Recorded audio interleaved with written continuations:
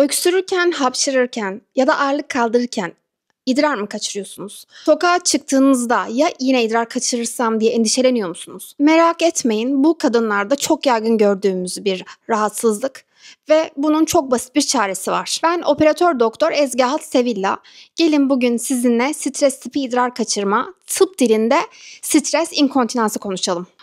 Doğumlar, özellikle zor ve tekrarlayan doğumlar, menopoz döneminde azalan östrojen, fazla ağır yük kaldırmak, kronik öksürük, idrar kanalını tutan yapıları zayıflatır. Ve bu bahsettiğim durumlar karın içi basıncı arttırarak idrar kaçırılmasına sebep olabilir. İlaç tedavisi maalesef bu durumlarda yetersizdir.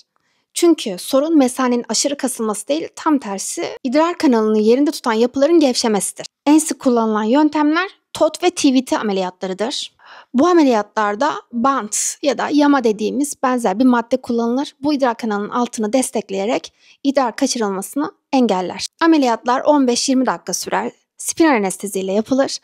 Aynı gün ya da bir gün sonra hasta taburcu edilir. Etkisi hemen fark edilir. Hastalar ilk öksürmede bile farkını hemen hisseder. En güzel kısmı ise bu ameliyatlarda görünür bir iz kalmaz. Hastalarımın detaylı anamnezleri, muayene bulguları ve yaşam kalitesini etkileyen faktörleri dikkate alarak gereksinim duyduğum hastalara ben de bu ameliyatları uyguluyorum. Kadın sağlığı ile ilgili farkındalığı arttırmak için bu videoyu paylaşmayı ve beğenmeyi unutmayın.